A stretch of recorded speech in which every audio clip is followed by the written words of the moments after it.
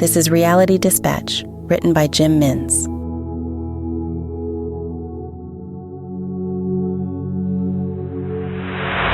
The .45 was warm, but not from firing. It had been resting on the armory table that was planted in the hot Californian sun. Jarvis was waiting for his 3 o'clock and decided to load the weapon and fire off a couple of rounds before they arrived.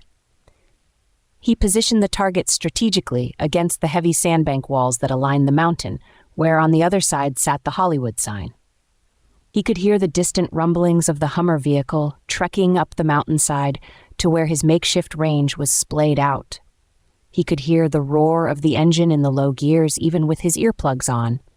He began firing off the weapon anyway to get a taste of the precision, making sure it was fit for purpose before he had to teach the student. After he had dispensed with the cartridge, he removed it and the bullet from the chamber and placed the empty weapon face down on the table, barrel facing the target. Smoke drifted off the chamber as it glistened in the sunlight. The Hummer pulled into the makeshift parking bays Jarvis had carved out of his boot heel a week earlier, when the agreement with the national parks was formed.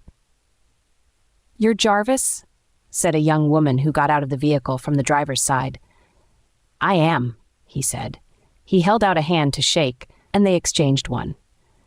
"I'm Kate. I'm here from the studio," she explained. "So you're taking the lesson today?" he asked. "Not exactly," she said. She walked over to the passenger side of the Hummer to remove a locked, plastic-lined briefcase.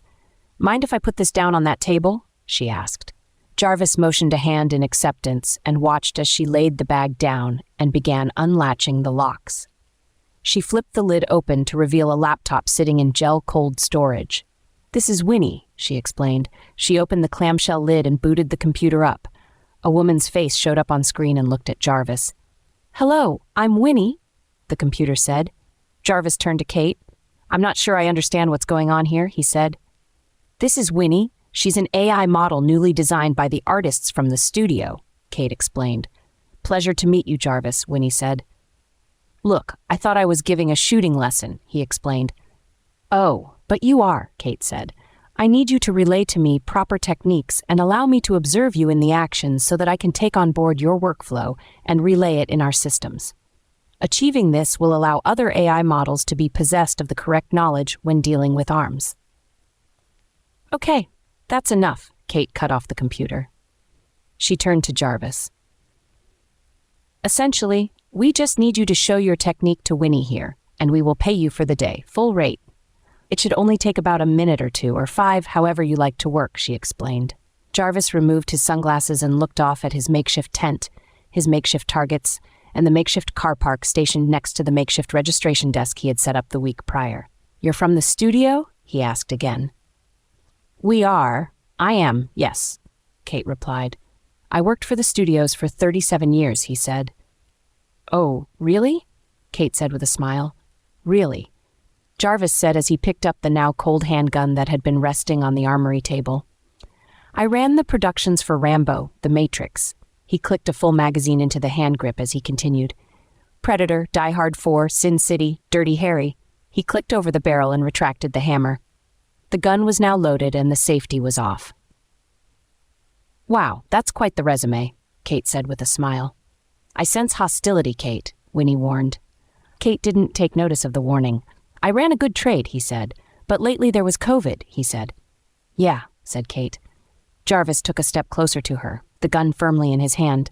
"Then the strikes." "Right. Then the wildfires." "Oh yeah, that was bad." "Then the productions that moved to New Mexico, which I couldn't get to, having a mortgage and 3 children to raise here in Los Angeles." Kate found herself walking significant steps backward as Jarvis pursued her. "Now we have a new threat," he said as he raised his weapon up to meet her. "Jesus," said Kate, the gravity of the threat taking full effect. "Run, Kate," Winnie screamed. She flung the computer up in the air and bolted for the Hummer that was parked at an angle. Jarvis kept his barrel pointed at the mid-air computer as it spun round before it was to hit the hard-soiled white dirt of the Hollywood Hills.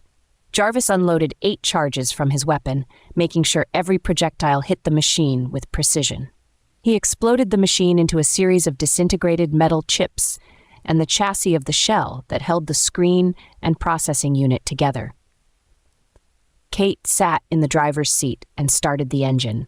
As she put the car into gear, she noticed that Jarvis was empty and was walking over to the remains of the machine that were sprawled out on the dirt.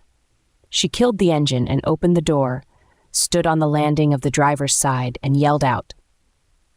"That's a $38,000 processing unit," she yelled at him. Jarvis removed another magazine from his pocket and clipped it into the weapon, pointing the barrel down at the machine remnants, and opened fire until the gun was empty once more. "What is your problem?" she yelled. "It's not every day you get revenge against the elements that destroyed your life," he said. "Today was my lucky day. We were going to pay you for the full day, you weirdo." She screamed as she got back inside her car. The window was down on the driver's side. "My boss is going to make me explain how we lost a $38,000 machine thanks to you." "Well, you can tell him I won't let a machine watch what I do for a living and steal it," he screamed back. He pulled another magazine from his back pocket and motioned to have it inserted into the grip of the weapon when she turned on the ignition once more and powered the heavy vehicle out of the dirt car park and onto the road, out of range at high speeds. The dust from her wheels caused the tent, the targets, and the guns on display to topple over. Jarvis felt the glistening of the Hollywood dirt in his eyes as he attempted to rub them out with the underside of his hand.